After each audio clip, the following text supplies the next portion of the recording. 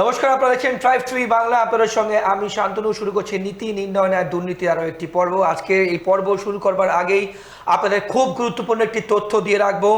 এই মুহূর্তে ওয়াকফ আইনের বিরুদ্ধে গোটা রাজ্য কিন্তু তোলপাড় হচ্ছে। বিশেষ করে মুর্শিদাবাদের বিভিন্ন জায়গায়, শামশেরগঞ্জ থেকে শুরু করে, আজিমগঞ্জ থেকে শুরু করে, সুতু থেকে শুরু করে, ধুলিয়ান থেকে শুরু করে যা চলছে এই মুহূর্তে, যা প্রতিবাদ চলছে, এবং ইতিমধ্যেই 3 জনের মৃত্যু হয়েছে বলে শেষ খবর পাওয়া যাচ্ছে। এবং তারই ভিত্তি করে কিন্তু বিরোধী দলনেতা হাইকোর্টে স্পেশাল বেঞ্চে একটি মামলা করেছেন রাজ্যে কেন্দ্রীয় বাহিনী মোতায়েনের জন্য।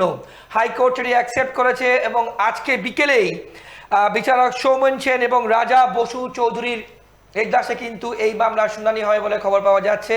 এবং আমাদের আজকের পর্ব কিন্তু এই নিয়েই থাকছে এবং এর সঙ্গে এসএসসি নিয়ে তোলপাড় রাজ্য। কোন দিকে যাচ্ছি আমরা, এর শেষ কোথায়, এবং কোন দিন আসতে চলেছে, দুর্নীতি কোন লেভেলে গেলে এই দিন আসতে পারে, এবং এর পেছনে কার মূলধন, মানে দুটো যদি আমরা পরপর পাশাপাশি রাখি, এসএসসি দিয়ে এবং তার পাশে ওয়াকফ আইনের পর, ওয়াকফ তো ইতিমধ্যে আইন হয়ে গেছে এবং সেই আইনের প্রতিবাদে যা চলছে, 3 জন নিরীহ প্রাণ চলে গেল, সে যে ধর্মের হোক না কেন, 3 জন মানুষ কিন্তু চলে গেল, অর্থাৎ মারা গেল। কি হবে তাদের পরিবারের, কে দায়ভার নেবেন, এবং এই রাজনীতি থেকে কারা লাভবান হবে?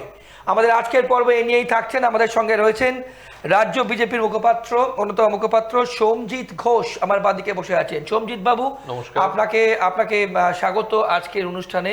এবং আজকে যখন আমরা এই অনুষ্ঠান শুট করছি তখন এই ব্রেক করা নিউজ কিন্তু আমরা আপনাদের সামনে দিলাম, এবং যখন আপনারা অনুষ্ঠান দেখবেন সন্ধ্যেবেলায় তখন কিন্তু অনেকটা আপডেট হয়ে যাবে, সে খবরও কিন্তু আপনারা অন্যান্যভাবে পেয়ে যাবেন।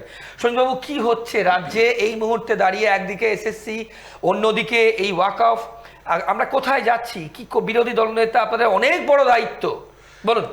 দেখুন, এখন যে বর্তমান যে পরিস্থিতি রয়েছে রাজ্যের, এখানে 26,000 চাকরিপ্রাপ্ত যারা, তাদেরকে রাস্তায় বসিয়ে দেওয়া, মাননীয় মুখ্যমন্ত্রী সদিচ্ছার অভাব, আর দ্বিতীয় নম্বর হচ্ছে ওয়াকফ বিল সংসদে পাশ হয়ে গেছে। তো সংসদে পাশ হয়ে যাবার পর এখন যেটাকে নিয়ে এটা রাজনীতি করছেন মাননীয় মুখ্যমন্ত্রী এবং গ্রন্থকার মন্ত্রী সিদ্দিকুল্লাহ চৌধুরী, তো এইটাতে একেবারে মানে কি বলবো, সাধারণ মানুষের নাভিশ্বাস ওঠার জায়গা। এবং মাননীয় মুখ্যমন্ত্রীকে তাকে দায়িত্ব নিতে হবে, কারণ তিনি রাজ্যের মুখ্যমন্ত্রী, সেই জায়গা থেকে তিনি ব্যর্থ। আমি একটু আপনাকে থামাই সঞ্জিত বাবু, আপনি বলছেন মাননীয় মুখ্যমন্ত্রীকে দায়িত্ব নিতে হবে। আজকে যে ঘটনা ঘটেছে, আজকে নয় মানে গতকাল যে ঘটনা ঘটেছে, তার আগে যে ঘটনা ঘটেছে, বিভিন্নভাবে পুলিশের গাড়ি ভাঙচুর থেকে শুরু করে গুলি পর্যন্ত চলেছে, 3 জন মারা গেছেন। মুখ্যমন্ত্রী ইতিমধ্যেই কিন্তু এই রাজ্যকে শান্ত থাকার বার্তা দিয়েছেন এবং তিনি এও বলেছেন যে কোনো রকম অশান্তি বরদাস্ত করা হবে না। রাজীব কুমার পর্যন্ত ডিজিপি, সেও কিন্তু প্রেস কনফারেন্স করেছেন। আমার প্রশ্ন, বিরোধী দল নেতা হয়ে তিনি আজকে মামলা করেছেন, যে মামলা হাইকোর্ট গ্রহণ করেছেন, কিন্তু বিরোধী দল হিসেবে আপনাদের তো আরো প্রোঅ্যাক্টিভ হওয়া উচিত। দেখুন, আমরা সাধারণ মানুষের পাশে আছি, ছিলাম এবং থাকবো। আমাদের লড়াই রয়েছে। আর বিরোধী দলেরা তো সব তো মানে চুপ, কারণ এই পশ্চিমবঙ্গে ভারতীয় জনতা পার্টি ছাড়া দ্বিতীয় কোনো দল নেই। অতএব আমরা মানুষের পাশে আছি, মানুষের পাশে ছিলাম, মানুষের জন্য লড়াই করছি। আজকে মাননীয় মুখ্যমন্ত্রী তিনি ব্যর্থ, এবং আমরা একদম দীপ্ত কণ্ঠে যেটা বলতে চাই, তিনি পদত্যাগ করুন, কারণ অনেক হয়েছে, তিনি পারছেন না। পদত্যাগে কি একমাত্র অপশন? পদত্যাগ করুন। কিছু আপনারা সেই আরজি কর থেকে দাবি 1, দফা 1, মুখ্যমন্ত্রী পদত্যাগ। এই যে মুখ্যমন্ত্রী পদত্যাগ করলে কি সব সমস্যার সমাধান? না না, মুখ্যমন্ত্রী পদত্যাগ করলে সব সমস্যার সমাধান নয়। কারণ ব্যাপারটা হচ্ছে, মুখ্যমন্ত্রী যদি পদত্যাগ করেন, এই তার মানে পশ্চিমবঙ্গ প্রত্যেকটা মানুষের কাছে কি মেসেজ যাবে? মেসেজ এটাই যাবে যে তিনি ব্যর্থ। এবং তৃণমূল এখন যে বর্তমানে যে দলটা, একটা সময় 2011 সালে যখন বদলা নয় বদল চাই বলে যখন ক্ষমতা এসেছিল, আর এখন 2025 সালে, তখন তৃণমূল ছিল, এখন তোলামূল হয়ে গেছে। কারণ দুর্নীতিতে এই সরকার ডুবে আছে। সেখানে আজকে ওয়াকফ বলুন আর এই ছাত্রদের ভবিষ্যৎ বলুন, সবটাই একবারে মেচাকার অবস্থা, তিনি পারছেন না। এবং না পারার জন্যই আজকে পশ্চিমবঙ্গ মানে একেবারে গর্ভের মধ্যে হয়ে আছে। আজকে শামশেরগঞ্জ দেখুন, আজকে মুর্শিদাবাদ দেখুন, রায়গঞ্জ দেখুন, প্রত্যেকটা জায়গায়। আর সব থেকে যে কথাটা বলা যাবে সেটা হচ্ছে গিয়ে, সনাতনী হিন্দু হিন্দুদের বাঁচা একেবারে মানে কি বলবো এই মুহূর্তে বাংলাদেশ আর পশ্চিমবঙ্গের সঞ্জিতবাবু, আমি একটু আপনাকে থামাই। আপনি যেটা বললেন আমি মানলাম, কিন্তু বিশ্বাস করুন যে এত এত মানুষ আপনারা অনুষ্ঠান দেখেন, ট্রাইব ট্রি বাংলা, নীতি দুর্নীতি সহ অন্যান্য অনুষ্ঠান দেখেন, সেখানে কিন্তু কোনোদিন আমার অন্তত মনে পড়ে না যে এই ধর্মের ওপর ভিত্তি করে কিন্তু এই রাজনীতি হয়েছে, এই পোলারাইজেশন হয়েছে। হ্যাঁ দেখুন, পশ্চিমবঙ্গে আপনি যে কথাটা বলছেন একটু ভালো করে আমার কথা শুনুন, আজ অব্দি কেউ কোনোদিনও বলেনি পশ্চিমবঙ্গে হিন্দুদেরকে এর আগে যত সরকার এসেছে আপনি জানেন, কংগ্রেস এসছে, যুক্তফ্রন্ট এসছে, সিপিএম এসছে এবং এখন বর্তমানে তৃণমূল সরকার চলছে। সনাতন ধর্মের জন্য সনাতন ধর্মের মানুষদেরকে ঘুম পাড়িয়ে রাখা হয়েছিল। ভারতীয় জনতা পার্টি যবে থেকে পশ্চিমবঙ্গেতে পা দিয়েছে তবে থেকে হিন্দুরা জাগৃত হয়েছে, ঘুমন্ত হিন্দুরাও জাগছে। আর শুধু খালি আপনি বলতে চাইছেন আপনাদের এই ন্যারেটিভের আগে যত ভোট হয়েছে বাম জামানা থেকে শুরু করে তৃণমূল 2011 থেকে আজ পর্যন্ত হিন্দুরা কোনোদিন জাগেনি, সবসময় ঘুমিয়েছিল। একদম, হিন্দুকে তিনটে ভাগে ভাগ করে দিন। একটা হচ্ছে গিয়ে জাগ্রত হিন্দু, ঘুমন্ত হিন্দু আর সেকুলার হিন্দু। এই দুটো হিন্দু আর এই সেকুলার হিন্দুরা হচ্ছে গিয়ে যে থালায় খায় সেই থালাতে তারা ফুটো করে, যার জন্য আজকে এতদিন কি বলতো যে মানে হিন্দু হিন্দু ভাই ভাই, কেউ কোনোদিনও শুনেছেন? শুনেননি। কি বলতেন যে একই বৃন্তে দুটি কুসুম, একই বৃন্তে যদি দুটো কুসুম হলো তাহলে ভারত আর পাকিস্তান কেন ভাগ হলো? হয়নি তো। এই জিনিসগুলো কেউ কোনোদিনও বলেনি, কিন্তু পশ্চিমবঙ্গের বুকে সততার সাথে এবং দৃঢ়তার সাথে হিন্দুদের পাশে যদি কেউ দাঁড়ায় সে ভারতীয় জনতা পার্টি। আর ভারতীয় জনতা পার্টি দাঁড়িয়েছে বলেই আজ ঘুমন্ত হিন্দুরাও তারা জাগৃত হচ্ছে। এবং জাগৃত হওয়ার জন্য কি হলো, আজকে এই যে 5% ভোটের যে ব্যাপারটা আছে, যে ভোট পার্সেন্টেজ যেটা রয়েছে, এই 5% ঘুমন্ত হিন্দুরা যাই জাগবে। যতদিন দেখবেন ভোট পার্সেন্টেজ ভোট দিতে যায়, 80% ভোট কখনো দিতে যায় না, বা 90% অব্দি যায় না, 60-40 অব্দি এসে যায় কলকাতা শহরতলি বা গ্রামের দিকেও। এই হিন্দুরা যখন পুরোটা যাবে, 5% ভোট এদিক থেকে ওদিক হয়ে গেলেই তৃণমূল সরকারে পতন ঘটবে। না না, আমার প্রশ্ন আপনাকে সঞ্জিতবাবু, আমি যেটা করতে চাই, এই বাংলার মানুষের অনুষ্ঠান আমরা যেটা জানতে চাই এবং আপনারা যেটা জানতে চাই, এই যে তিনজনের প্রাণ গেল, সে যে ধর্মেরই হোক না কেন, ওয়াক অফ আইনের প্রতিবাদে উত্তাল, শপিং মল লুট হচ্ছে, সেই ছবি আপনার ট্রাইব ট্রি বাংলা সহ অন্যান্য সব জায়গায় দেখি। এবং এই ছবি কিন্তু কোনোদিন আমরা আগে দেখিনি। আমরা দেখছি রেল স্টেশন অবরোধ হচ্ছে, কত কত মানুষ রেল লাইনের ওপরে। এবং শুধু তাই নয়, আজিমগঞ্জে রেলের যে অফিস, সেই অফিস ভাঙচুর করা হয়েছে। ইতিমধ্যেই বিরোধী দলনেতা অশ্বিনী বৈষ্ণব কেন্দ্রীয় রেলমন্ত্রীকে চিঠি লিখেছেন এনআইএ তদন্তের জন্য। আমার সোজাসুজি প্রশ্ন আপনাকে সঞ্জিত বাবু, যে এই দায়ভার কার? এই যে তিনজন মারা গেল, কে দায় নেবে? এই দায় তো পশ্চিমবঙ্গ সরকারের নিতে হবে, মাননীয় মুখ্যমন্ত্রীকে নিতে হবে। তার কারণ হচ্ছে ওয়াকফ বিল যখন সংসদে পাস হয়েছে, তাহলে সিদ্দিকুল্লাহ চৌধুরী কি করে বলেন কেন মানবো না? একই দেশে থাকবো, দুরকম আইন কি করে হবে? যে দেশে খাবো, যে দেশে পড়বো, যে দেশের আইন তাকে মানতে বাধ্য। যখন সংসদে পাশ হয়ে যায় সেই আইন মানবো না বলবো, বিরোধিতা করব, এটা চলতে পারে না। মাননীয় মুখ্যমন্ত্রীকে ইমিডিয়েট বোঝানো উচিত। তার কারণ হচ্ছে গিয়ে 30% ভোট ব্যাংক এবং দুধেল গাইদেরকে খুশি করার জন্য আজকে এই অবস্থা পড়ছে পশ্চিমবঙ্গে।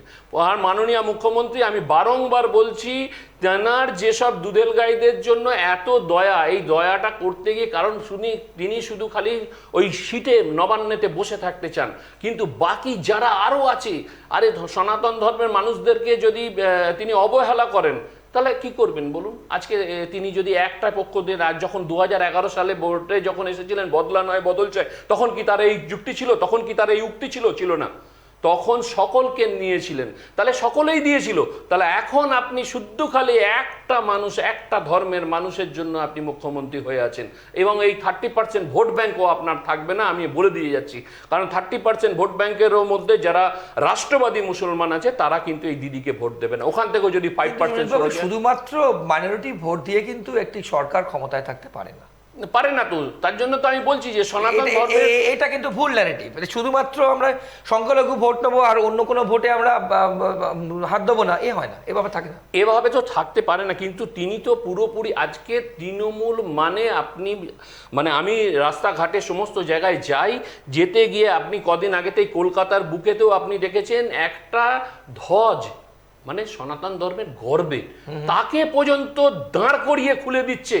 তারপরে মাননীয় মুখ্যমন্ত্রী নিশ্চুপ, আর এই পুলিশ সেখানে দাঁড়িয়ে থেকে ধ্বজ খোলাচ্ছে, এ কি না, বাংলাদেশ? এই জিনিস কখনো সমর্থন করি না এবং এই জিনিস সমর্থনযোগ্য নয়, এর প্রতিবাদ, এবং ডেফিনেটলি এটা কখনোই অ্যাকসেপ্টেবল এটা অ্যাকসেপ্টেবল নয়। তাহলে আজকে সনাতন ধর্মের জন্য ভারতীয় জনতা পার্টি যেভাবে রাস্তায় নেমেছে, আজ অবধি যত সরকার গেছে এসছে থাকবে দেখেছেন, তারা কোনোদিনও সনাতন ধর্মের প্রতি এরকম ভাবে মানুষ মাঠে নেমেছিল? তারা নামেনি। কেন নামেনি? তারা ওই যে ঘুম পাড়িয়ে রেখেছিল। আজকে আমরা জাগিয়ে তুলেছি সনাতন ধর্মের মানুষদের। আজকে আপনি দেখতে পেরেছেন যে রামনবমীতে আজকে একটা সুন্দর দিন, হনুমান জয়ন্তী, তো এখানে সেই দিনেতেও দেখুন কি উন্মাদনা, কি মানুষের প্রেম, কি মানুষ, সনাতন ধর্মের মানুষরা একে অপরের প্রতি কিরম শুভেচ্ছা জানাচ্ছে। রাস্তায় গেলেই বুঝতে পারবেন যে একদম গেরুয়া ধ্বজে প্রত্যেকের মানে আলোয় আলোকিত হয়ে যাচ্ছে।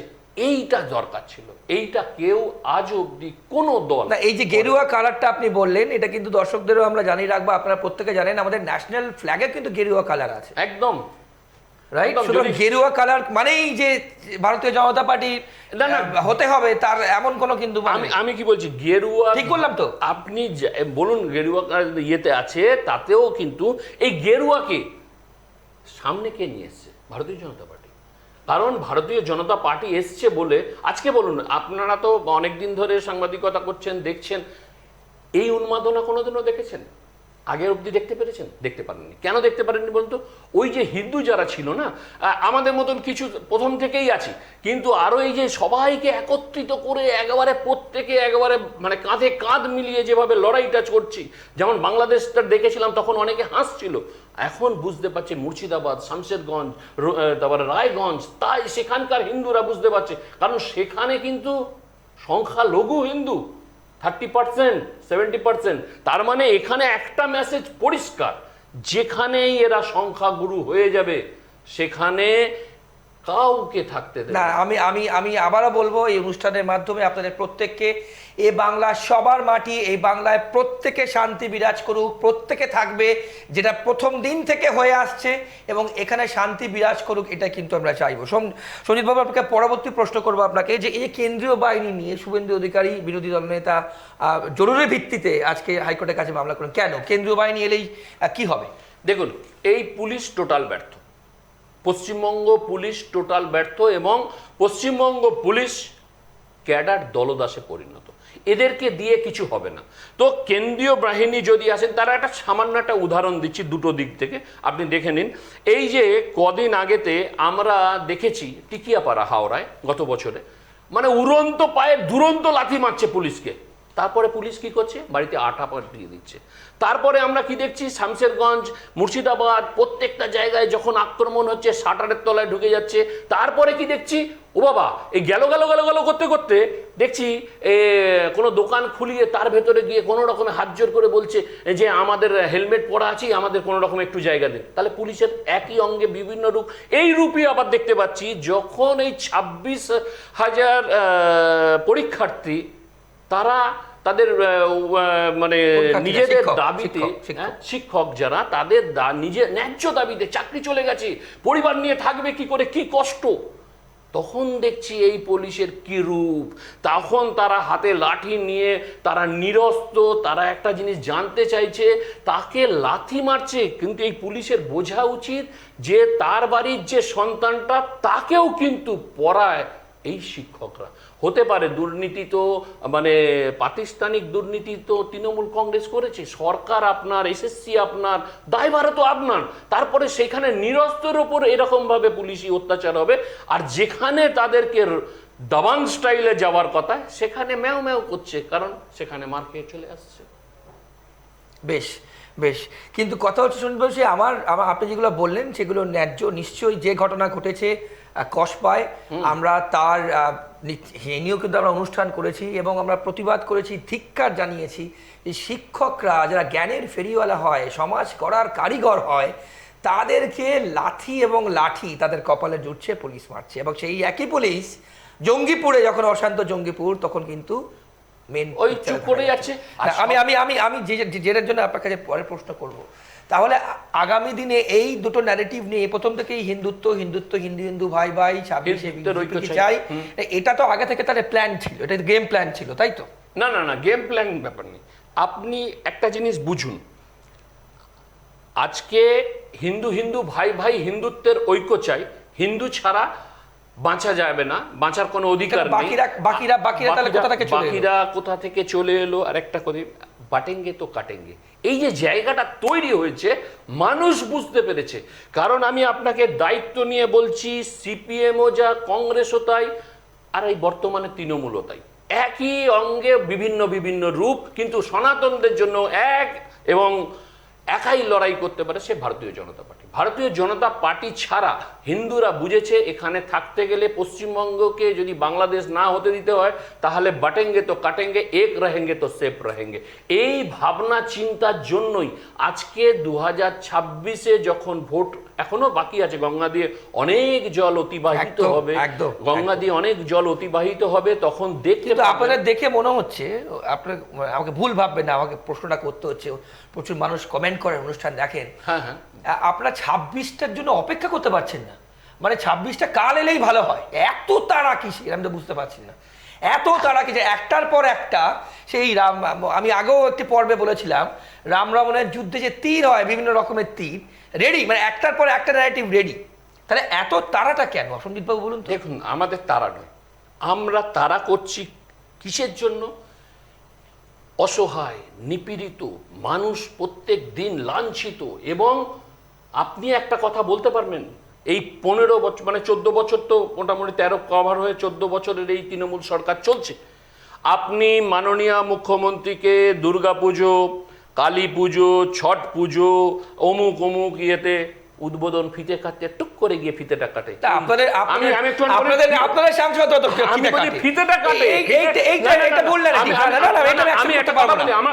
কিন্তু একটাও নতুন কোন কলকারখানা, নতুন কোন কলকারখানা হয়েছে 15 বছরে? কোন শিল্প নিয়ে এসছে? শিল্প তাড়িয়ে এই সরকার এসেছে, নতুন কোন শিল্প নিয়ে আসতে পারেনি। তাহলে এই সরকারের উপর মানুষ কি করে? আপনি ধরুন ধর্মবাদ, জানেন গ্লোবাল সামিট মিটে কত কোটি টাকা ইনভেস্টমেন্টের কথা ঘোষণা করা হয়েছে? ওই তো পেছন দিকে হেঁটে এসেছে মাননীয় মুখ্যমন্ত্রী, হাঁটি হাঁটি পা পা লোকে এগিয়ে যায়, কিন্তু তা নয়। উনি বলছেন কত বাংলাকে পেছনে যায়, পেছনে যায়, পেছনে যায়, ওই জন্য পেছন দিকে নিয়ে যাচ্ছে। এগিয়ে বাংলা শুধু খালি মাননীয় মুখ্যমন্ত্রী এবং তৃণমূল, এখন তোলামূলের শুধু নেতা নেত্রীরা বলে। সাধারণ মানুষকে গিয়ে জিজ্ঞেস করুন, তারা একটাই কথা বলবে, তৃণমূল মানেই শিল্প তাড়িয়ে আসা, এবং নতুন কোনো শিল্পই 14 বছরে একটা তৈরি করে তার ফিতে কাটতে পেরেছে মাননীয় মুখ্যমন্ত্রী? বলুক, পারেন। শিল্পকে আজকে দেখেছেন, এই হিমমটর বন্ধ হয়ে গেছে, আপনি ডানলফ বন্ধ হয়ে গেছে, কদিন আগেতে টাটা বাই বাই করে চলে গেল ব্রিটানিয়া, আমরা যে বিস্কুটটা খাই, কিন্তু উনি কদিন আগেতে আমরা কিন্তু একটা জিনিস দেখলাম, ওটা বলে ওই কদিন আগেতে ইয়েতে গেলেন, একটা পার্টিতে গেলেন ইয়েতে, যেখানে সেখানে গিয়ে আমরা দেখলাম দুধেল গাইদের মানে ইয়ে করার জন্য, আপ্যায়ন করার জন্য তিনি ওখানে ওই বিস্কুটই চাকুম চুকুম করে কি সুন্দর উনি খাচ্ছেন। কিন্তু আমি যদি জানতে পারতাম যে হ্যাঁ ব্রিটানিয়া চলে গেছে, আবার ফিরে এলো, ডানলপ আবার খুলে গেল, বা নতুন কোনো শিল্প হয়েছে, আজকে যাকে শিল্পপতি বলছিলেন এই সৌরভ গাঙ্গুলি, ক্রিকেটের হয়তো অনেক বড়, কিন্তু একটা শিল্প করেনি, এই সরকারের উপর বিশ্বাসই রাখতে পারছে না। আমি যেগুলো আপনি বললেন আমি মেনে নিলাম, কিন্তু তার সঙ্গে আমাকে একটা কথা আপনি বলে বোঝান, এর মধ্যে কিন্তু টুক করে গ্যাসের দামটা বাড়িয়ে দিলে 50 টাকা। আপনারা ভাবলেন কি যে এই সবের মধ্যে মানুষ কিন্তু অতটা ফোকাস করবে না, গ্যাসের দামটা 1 লাফে 50 টাকা বাড়িয়ে দিল। দ্বিতীয় কথা, আপনি যেগুলো বললেন সব আমি মেনে নিলাম এই মুহূর্তে দাঁড়িয়ে, কিন্তু ভোট আসলেই আমি রিপিট করলাম 3 বার, ভোট আসলেই সবাই কিন্তু গিয়ে জোড়া ফুলে দিচ্ছে ছাপ। এটা কেন হচ্ছে? না, ভোট আসলেই নয়। দেখুন, আপনি একটা জায়গায় খুব ভালো প্রশ্ন করেছেন, আমি উত্তরটা আপনাকে দিচ্ছি। ভোট আসলে মানুষের স্বতঃস্ফূর্ত, এই যে 2021 সালে যখন ভোট হয়েছিল, আপনাদের খেয়াল থাকবে এবং মনে থাকবে সেটা, সেই সময় একটা কোভিডটা শেষ হয়েছে এবং সেই সময় অনেক কিছু অসুবিধা ছিল।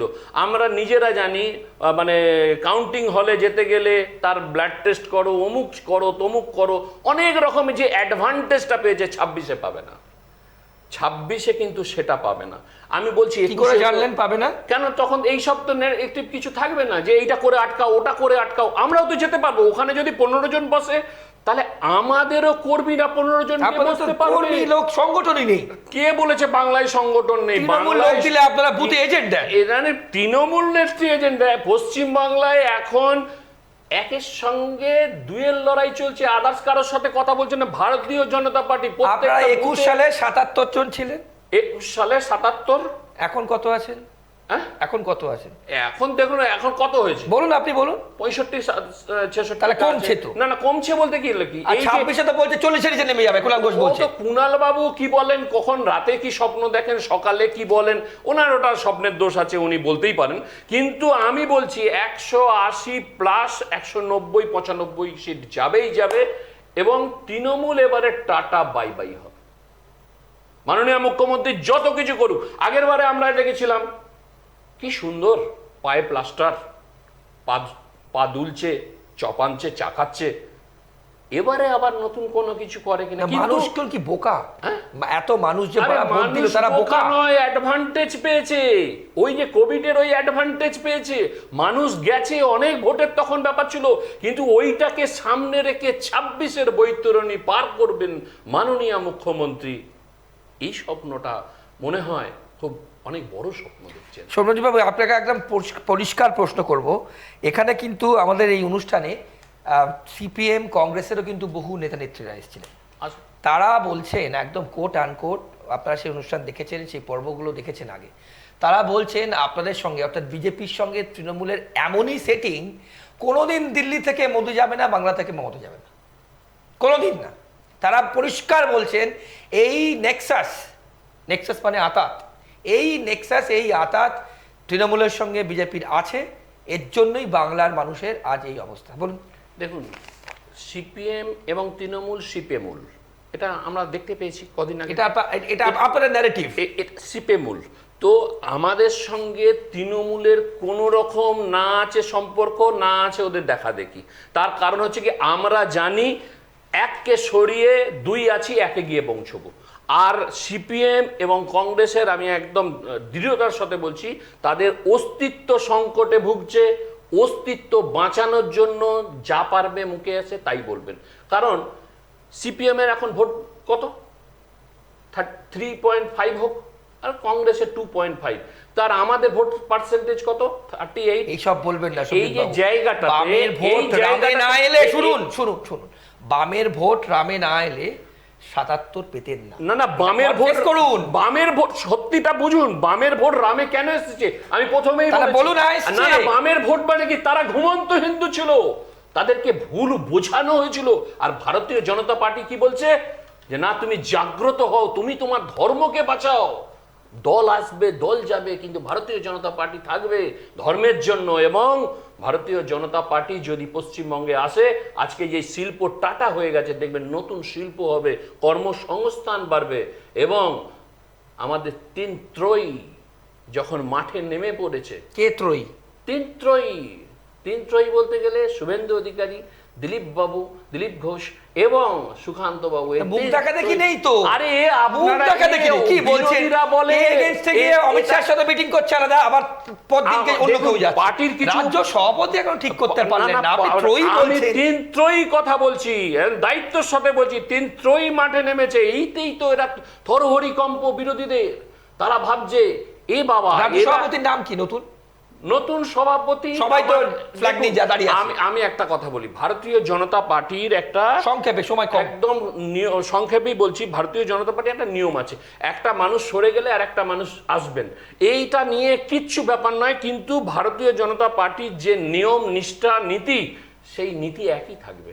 অতএব কে সভাপতি হলো তা নয়, নিচু তলা থেকে ওপর তলা আমাদের মতন সাধারণ কর্মী প্রত্যেকেই আমরা ভারতীয় জনতা পার্টি করি, আমাদের মধ্যে কোনো দ্বিমত নেই। আর এই কুণাল বাবু বা এই সিপিএম না যাই হোক, যারা যা খুশি বলুক, পশ্চিম বাংলায় ভারতীয় জনতা পার্টি ছাড়া আগামী দিন দেখবেন যেভাবে ক্ষমতায় আসবে এবং মানুষের মুখে হাসি ফুটবে, বেকারদের চাকরি হবে, নতুন নতুন শিল্প হবে।